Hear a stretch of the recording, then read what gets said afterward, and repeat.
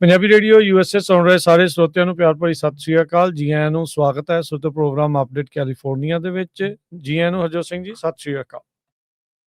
ਸਤਿ ਸ਼੍ਰੀ ਅਕਾਲ, ਧੰਨਵਾਦ। ਜੀ ਆਇਆਂ ਨੂੰ ਪੰਜਾਬੀ ਰੇਡੀਓ USA ਦੇ ਜਿੰਨੇ ਵੀ ਸਰੋਤੇ ਸਾਡੇ ਸਾਰੇ ਹੀ AM ਸਟੇਸ਼ਨਸ, FM ਸਟੇਸ਼ਨਸ, ਘਰਾਂ ਦੇ ਵਿੱਚ ਰੇਡੀਓ ਸੈਟਸ ਦੇ ਰਾਹੀਂ, ਟੈਲੀਫੋਨ ਦੇ ਰਾਹੀਂ, ਫੇਸਬੁੱਕ, YouTube ਤੇ ਲਾਈਵ ਦੇਖ ਰਹੇ ਹੋ, ਸੁਣ ਰਹੇ ਹੋ, ਸਾਰਿਆਂ ਨੂੰ ਜੀ ਆਇਆਂ ਨੂੰ ਤੇ ਬਹੁਤ ਹੀ ਪਿਆਰ ਤੇ ਸਤਿਕਾਰ ਭਰੀ ਸਤਿ ਸ਼੍ਰੀ ਅਕਾਲ ਸਰੋਤਿਓ। ਅੱਜ ਜਨਵਰੀ ਦੀ 8 ਤਰੀਕ ਆ, ਦਿਨ ਵੀਰਵਾਰ ਆ, ਤੇ ਤੁਹਾਡੇ ਲਈ ਸ਼ਾਮ ਦਾ ਅਪਡੇਟ ਕੈਲੀਫੋਰਨੀਆ ਪ੍ਰੋਗਰਾਮ ਲੈ ਕੇ ਹਾਜ਼ਰ ਹੋਏ ਆ। ਪ੍ਰੋਗਰਾਮ ਨੂੰ ਸਪਾਂਸਰ ਕਰਦੇ ਨੇ ਖਾਲਸਾ ਇੰਸ਼ੋਰੈਂਸ ਏਜੰਸੀ, ਜਿਨ੍ਹਾਂ ਦੇ ਕੋਲੋਂ ਹਰ ਤਰੀਕੇ ਦੀ ਇੰਸ਼ੋਰੈਂਸ ਤੁਸੀਂ ਕਰਵਾ ਸਕਦੇ ਹੋ। ਇੰਸ਼ੋਰੈਂਸ ਬਾਰੇ ਪਤਾ ਕਰਨ ਲਈ call 408-272-2500। Tirkiana immigration law firm, US immigration ਦਾ ਹੋਵੇ ਕਿਸੇ ਵੀ ਤਰੀਕੇ ਦਾ ਕੰਮ, ਕਾਲ ਅਟਰਨੀ ਜੇ ਟਿਰਕਿਆਣਾ 415-909-0503।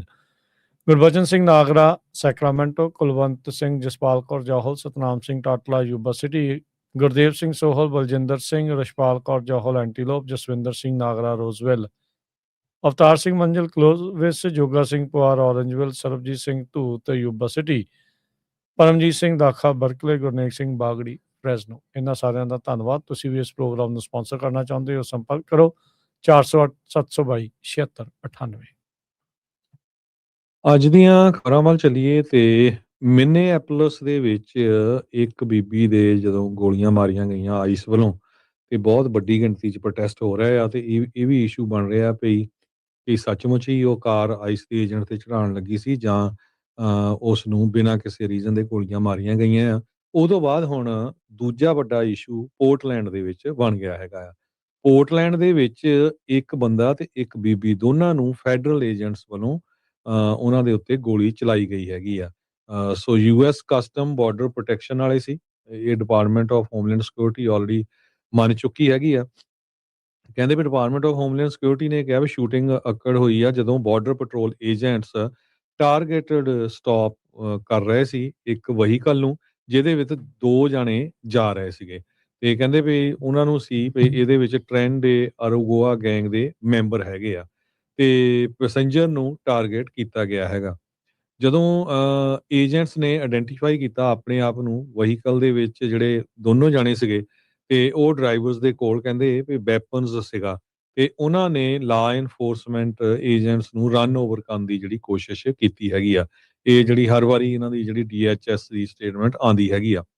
ਇੱਕ ਏਜੰਟ ਨੇ ਡਿਫੈਂਸ ਦੇ ਵਿੱਚ ਗੋਲੀਆਂ ਚਲਾ ਦਿੱਤੀਆਂ, ਤੇ ਡਰਾਈਵਰ ਜਿਹੜਾ ਸੀ ਉਹ ਪੈਸੇਂਜਰ ਨੂੰ ਨਾਲ ਲੈ ਕੇ ਜਿਹੜਾ ਆ ਪਰੇ ਚਲੇ ਗਿਆ, ਪਰ ਬਾਅਦ ਦੇ ਵਿੱਚ ਜਦੋਂ ਗੋਲੀਆਂ ਚਲਾਈਆਂ ਉਹਨਾਂ ਦੇ ਵੀ ਜਿਹੜੀਆਂ ਗੋਲੀਆਂ ਲੱਗੀਆਂ ਹੈਗੀਆਂ, ਤੇ ਕਹਿੰਦੇ ਵੀ ਗਨਸ਼ਾਟ ਵੂਨਸ ਹੋਏ ਹੈਗੇ ਆ। ਆਫੀਸਰਸ ਨੇ ਕਨਫਰਮ ਕੀਤਾ ਆ ਵੀ ਫੈਡਰਲ ਏਜੰਟਸ ਇਨਵੋਲਵ ਸੀਗੇ ਇਸ ਸ਼ੂਟਿੰਗ ਦੇ ਵਿੱਚ। ਸੋ ਹੁਣ ਉਹਨਾਂ ਨੂੰ ਜਿਹੜਾ ਆ ਹਸਪਤਾਲ ਪਹੁੰਚਾਇਆ ਗਿਆ ਹੈਗਾ, ਤੇ ਐਮਰਜੈਂਸੀ ਮੈਡੀਕਲ ਪਰਸਨਲ ਨੂੰ ਕਾਲ ਕੀਤਾ ਗਿਆ ਸੀ। ਕਹਿੰਦੇ ਵੀ ਸ਼ੂਟਿੰਗ ਜਿਹੜੀ ਆ ਉਹ 3 ਮੀਲ ਜਿਹੜੀ ਆ ਜਿੱਥੇ ਵਿਕਟਮਸ ਫਾਈਂਡ ਕੀਤੇ ਗਏ ਆ ਉੱਥੇ ਹੋਈ ਹੈਗੀ ਆ, ਉਹ ਤੋਂ ਦੂਰ। ਸੋ ਉਹਨਾਂ ਨੂੰ main street near Adventist health ਜਿਹੜਾ ਮੈਡੀਕਲ ਆਫਿਸ ਆ, ਉੱਥੇ ਇਹ ਸਾਰਾ ਕੁਝ ਵਾਪਰਿਆ ਹੈਗਾ ਜੀ। ਇਹ ਪੋਰਟਲੈਂਡ ਦੇ ਲੋਕਲ ਟਾਈਮ 2:18 ਦੇ ਉੱਤੇ ਵਾਪਰਿਆ ਹੈਗਾ ਆ। ਸੋ ਡਿਟੇਲਸ ਅਜੇ ਬਹੁਤੀਆਂ ਜ਼ਿਆਦੀਆਂ ਇਸ ਬਾਬਤ ਨਹੀਂ ਜਿਹੜੀਆਂ ਆਈਆਂ, ਪਰ ਜਿੱਦਾਂ ਤੁਸੀਂ ਦੱਸਿਆ ਵੀ ਡਿਪਾਰਟਮੈਂਟ ਆਫ ਹੋਮਲੈਂਡ ਸਿਕਿਉਰਿਟੀ ਦਾ ਸੇਮ ਉਹੀ ਇੱਕ ਬਿਆਨ ਵੀ ਗੱਡੀ ਦੇ ਨਾਲ ਥੱਲੇ ਦੇਣ ਦੀ ਜਿਹੜੀ ਉਹ ਕੋਸ਼ਿਸ਼ ਕੀਤੀ ਗਈ ਆ।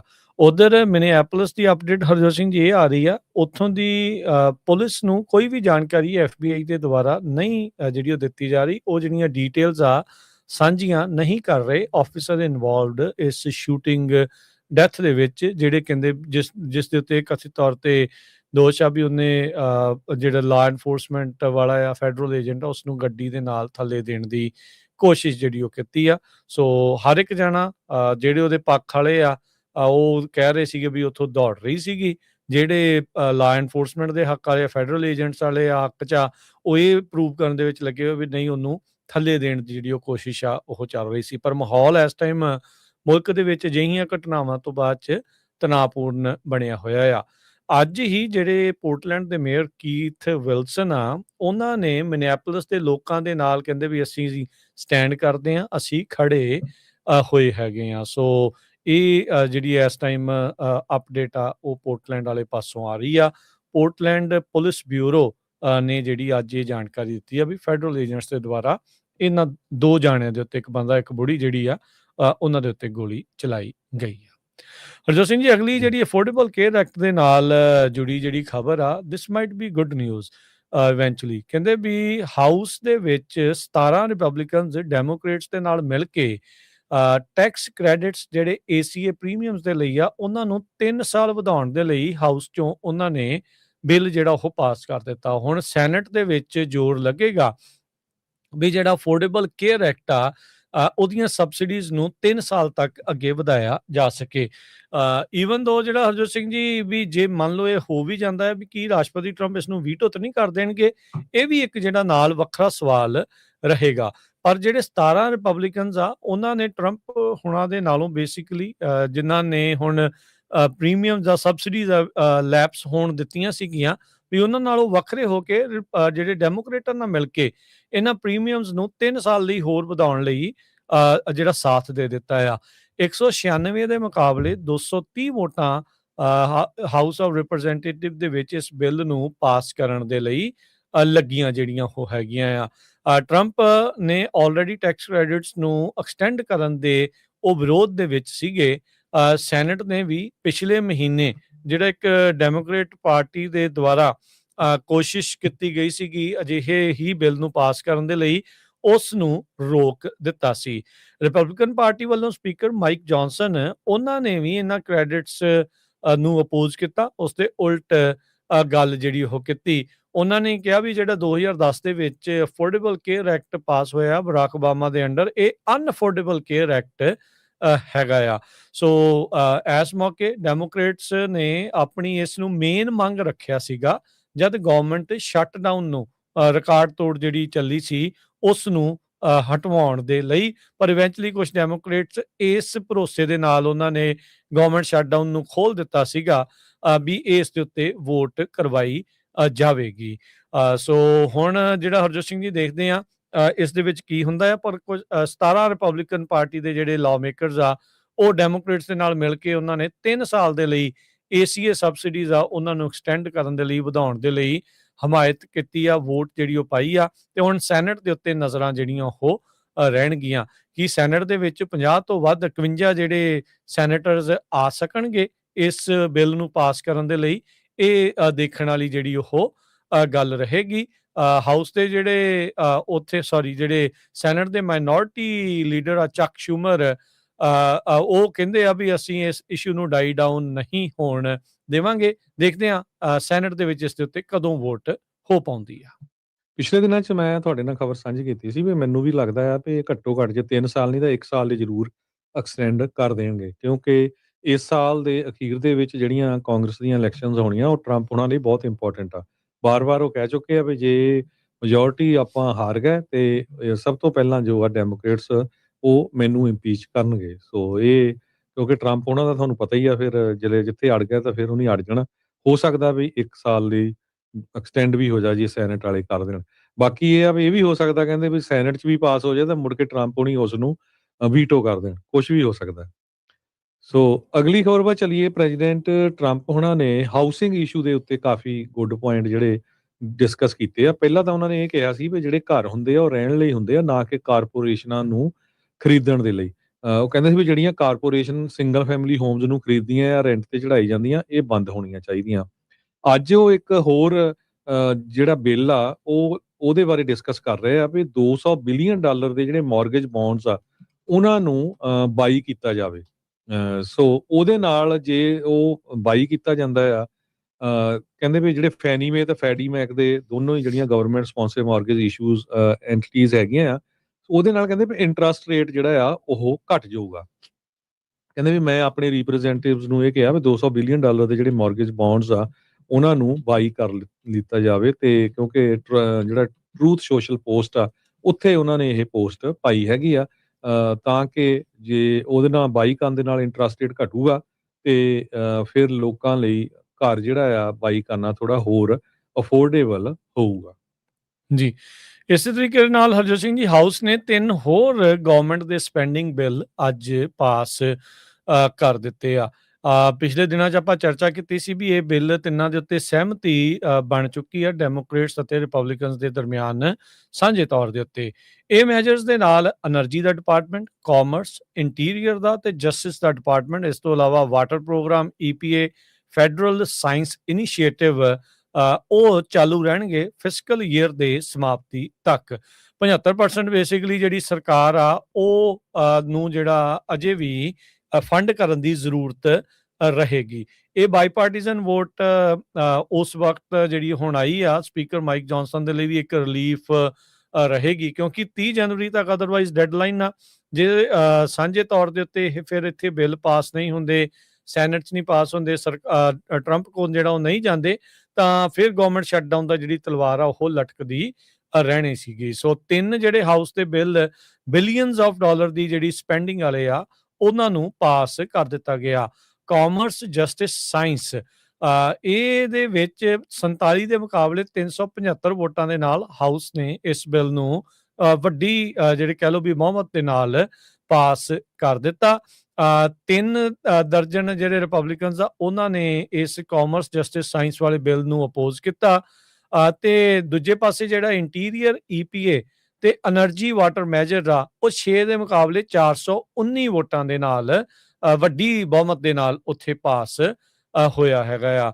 ਦੋਨਾਂ ਹੀ ਪਾਰਟੀਆਂ ਦੇ ਜਿਹੜੇ ਮੈਂਬਰਸ ਆ ਉਹਨਾਂ ਨੇ $1 ਮਿਲੀਅਨ ਦਾ ਈਅਰ ਮਾਰਕ ਜਿਹੜੇ ਰਿਪਰੈਜ਼ੈਂਟੇਟਿਵ ਇਲਹਾਨ ਉਮਾਰ ਨੇ ਆਪਣੀ ਡਿਸਟ੍ਰਿਕਟ ਦੇ ਲਈ ਰੱਖਿਆ ਸੀ, ਉਸ ਨੂੰ ਵਿੱਚੋਂ ਕੱਢਣ ਦੇ ਲਈ ਰਜ਼ਾਮੰਦੀ ਜਿਹੜੀ ਉਹ ਜਤਾਈ ਹੈਗੀ ਆ। ਤੀਜੀ ਵੋਟ ਜਿਹੜੀ 28 ਦੇ ਮੁਕਾਬਲੇ 300 ਤੇ 97 ਵੋਟਾਂ ਦੇ ਨਾਲ ਪਾਸ ਜਿਹੜੀ ਉਹ ਹੋ ਚੁੱਕੀ ਹੈਗੀ ਆ। ਸੋ ਹੁਣ ਇਹ ਸੈਨੇਟ ਦੇ ਵਿੱਚ ਕਹਿੰਦੇ ਵੀ ਇਹ ਘੱਲ ਦਿੱਤਾ ਜਾਊਗਾ, ਇਸ ਨੂੰ ਪੈਕੇਜ ਜਿਹੜਾ ਸਾਰਾ ਇਕੱਠਾ ਕਰਕੇ, ਤੇ ਜੇ ਉੱਥੇ ਵੀ ਇਹ ਪਾਸ ਹੋ ਜਾਂਦਾ ਆ ਤੇ ਫਿਰ ਰਾਸ਼ਟਰਪਤੀ ਟਰੰਪ ਹੁਣਾਂ ਦੇ ਕੋਲ ਜਾਵੇਗਾ ਤੇ ਇਹ ਜਿਹੜੇ ਮਹਿਕਮੇ ਆ ਈਵਨ ਦੋ ਬਾਕੀ ਥਾਵਾਂ ਦੀ ਫੰਡਿੰਗ ਨਾ ਵੀ ਹੋਵੇ ਤਾਂ ਇਹ ਜਿਹੜੇ ਮਹਿਕਮੇ ਆ ਉਹ ਸਰਕਾਰ ਦੇ ਚੱਲਦੇ ਰਹਿਣਗੇ।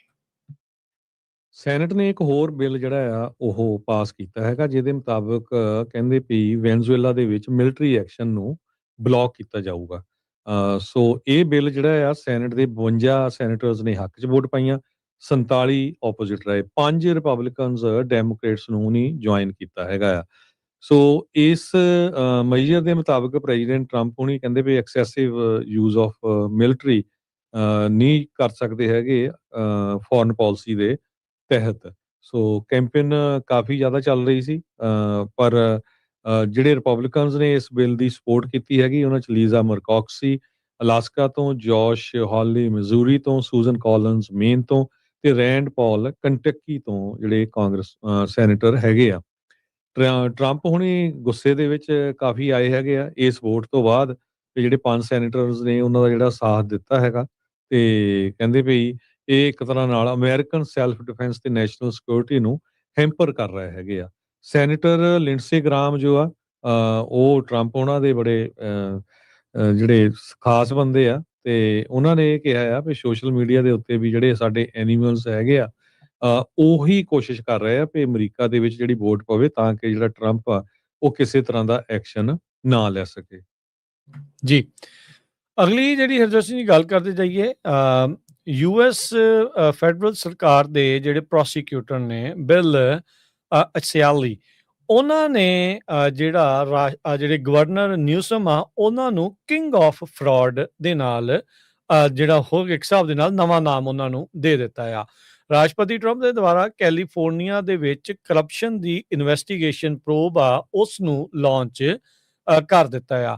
ਇਹ ਜਿਹੜੇ ਪ੍ਰੋਸੀਕਿਊਟਰ ਆ ਉਹਨਾਂ ਨੇ ਕਿਹਾ ਵੀ ਆਲਰੇਡੀ ਉਹਨਾਂ ਨੂੰ ਮਿਲੀਅਨਸ ਆਫ ਡਾਲਰ ਦਾ ਜਿਹੜਾ ਫਰਾਡ ਆ ਉਸ ਦੇ ਬਾਰੇ ਪਤਾ ਲੱਗ ਚੁੱਕਾ ਆ ਤੇ ਉਸ ਨੂੰ ਅਸੀਂ ਅਨਕਵਰ ਕਰ ਚੁੱਕੇ ਆ ਤੇ ਚਾਰजेस ਆਉਣ ਵਾਲੇ ਸਮੇਂ ਦੇ ਵਿੱਚ ਆ ਰਹੇ ਨੇ।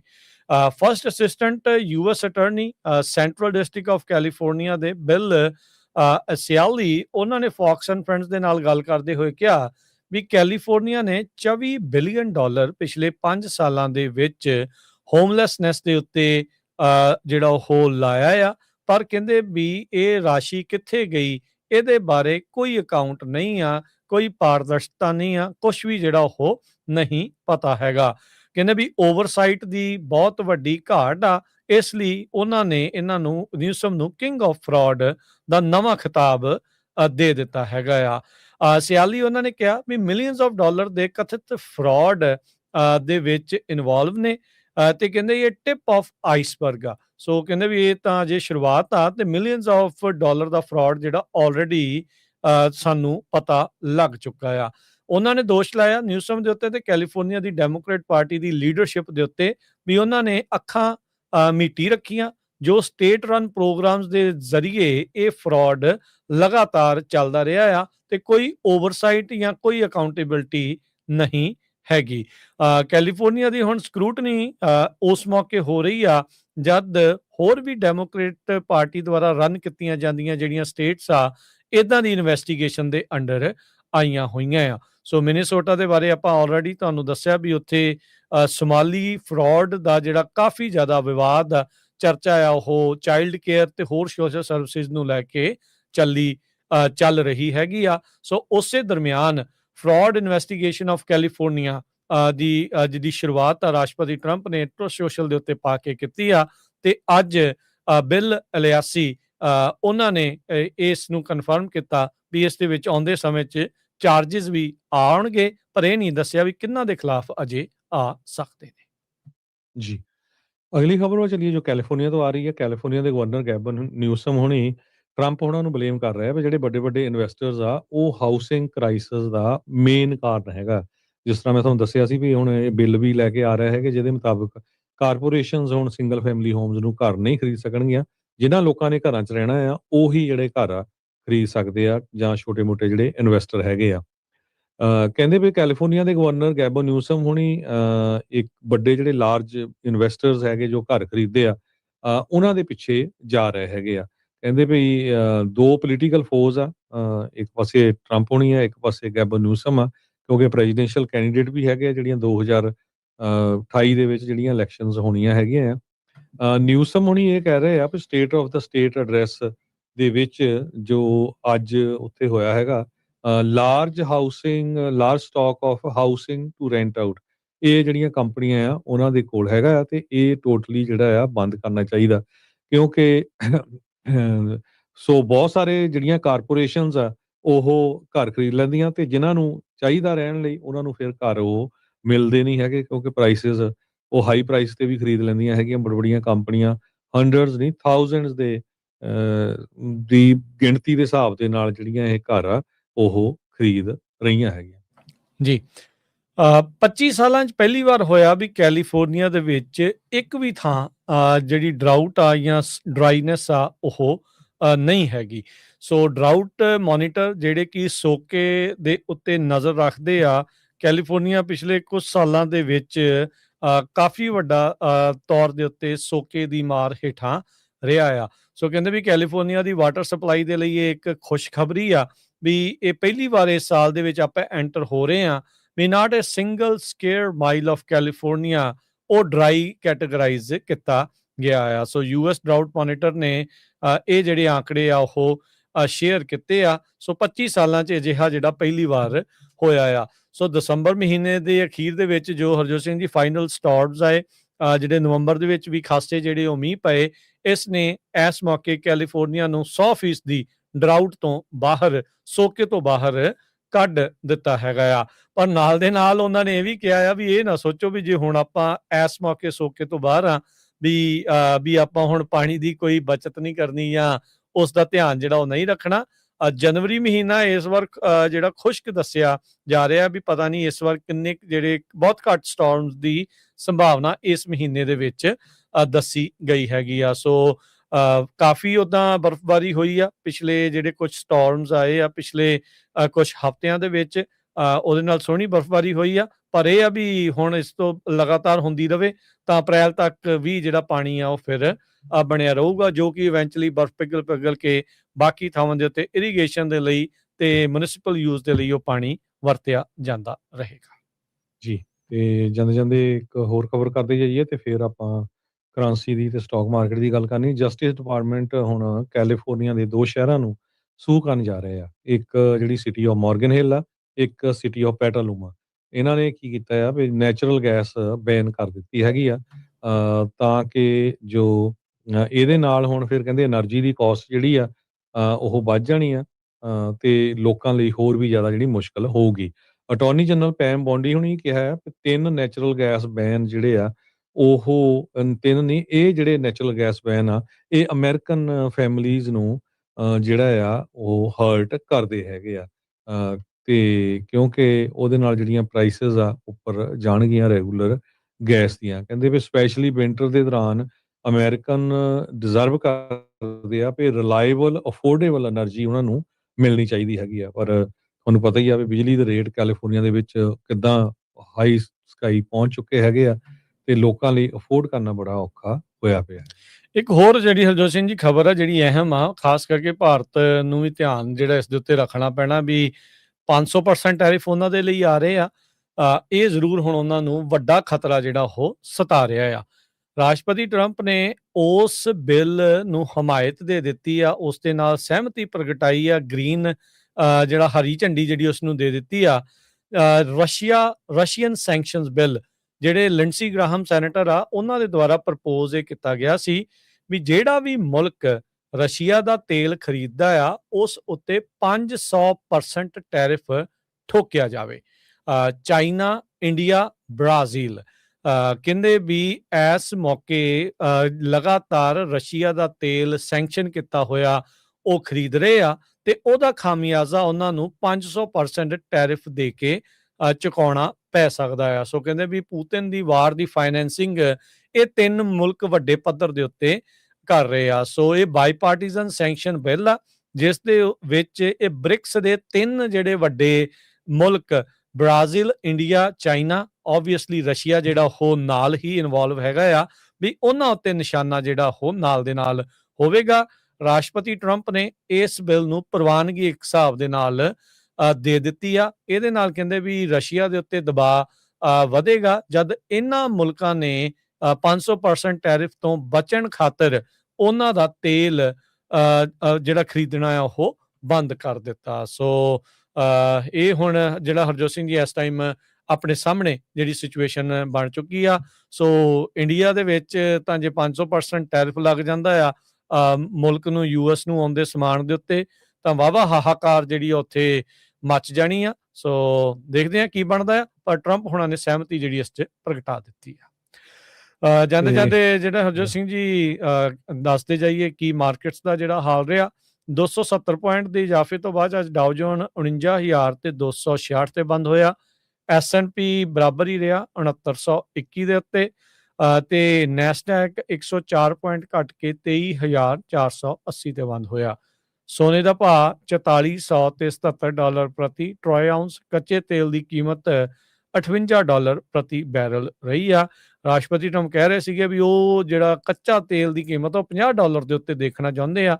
ਸੋ ਦੇਖਦੇ ਆ ਵੀ ਵੈਨੇਜ਼ੁਏਲਾ ਦੇ ਤੇਲ ਭੰਡਾਰਾਂ ਦੇ ਉੱਤੇ ਹੁਣ ਇੱਕ ਹਿਸਾਬ ਦੇ ਨਾਲ ਕਬਜ਼ਾ ਕਹਿ ਲਓ ਜਾਂ ਉਹਨਾਂ ਦੇ ਉੱਤੇ ਕੰਟਰੋਲ ਤੋਂ ਬਾਅਦ 'ਚ ਉਸ ਦੇ ਉੱਤੇ ਕਿੰਨਾ ਕੁ ਅਸਰ ਪੈਂਦਾ ਆ। 10 ਈਅਰ ਯੀਲਡ 4.17% ਰਹੀ ਆ। ਕ੍ਰਿਪਟੋ ਕਰੰਸੀ 'ਚ ਬਿਟਕੋਇਨ 90,971 ਤੇ ਇਥੀਰੀਅਮ 3100 ਤੇ $4 ਦੇ ਬਰਾਬਰ ਚੱਲ ਰਹੇ ਹੈਗੇ ਆ। ਕਰੰਸੀ ਦੀ ਗੱਲ ਕਰਦੇ ਜਾਈਏ, $1 ਦੇ ਬਰਾਬਰ ਕੈਨੇਡਾ ਦੇ $1 ਤੇ 38 ਸੈਂਟ ਰਹੇ ਆ। $1 ਦੇ ਬਰਾਬਰ ਪਾਕਿਸਤਾਨ ਦੇ $281 ਤੇ 01 ਪੈਸੇ, ਤੇ $1 ਦੇ ਬਰਾਬਰ ਇੰਡੀਆ ਦੇ $99 ਤੇ 90 ਪੈਸੇ। ਜੀ, ਇੱਥੇ ਪ੍ਰੋਗਰਾਮ ਦੀ ਸਮਾਪਤੀ। ਮੇਰੇ ਰਾਜਕਨਵੀਰ ਸਿੰਘ ਵੱਲੋਂ ਤੇ ਹਰਜੋਤ ਸਿੰਘ ਵੱਲੋਂ ਆਪ ਸਭ ਨੂੰ ਪਿਆਰ ਸਤਿਕਾਰ ਸਹਿ ਨਿੱਘੀ ਜਿਹੀ ਸਤਿ ਸ੍ਰੀ ਸਤਿ ਅਕਾਲ। ਸ੍ਰੀ ਅਕਾਲ। ਜਿਉਂਦੇ ਵਾਸਤੇ ਰਹੋ, ਹੱਸਦੇ ਖੇਲਦੇ ਰਹੋ, ਸੁਣਦੇ ਰਹੋ, ਦੇਖਦੇ ਰਹੋ ਪੰਜਾਬੀ ਰੇਡੀਓ ਯੂਐਸ।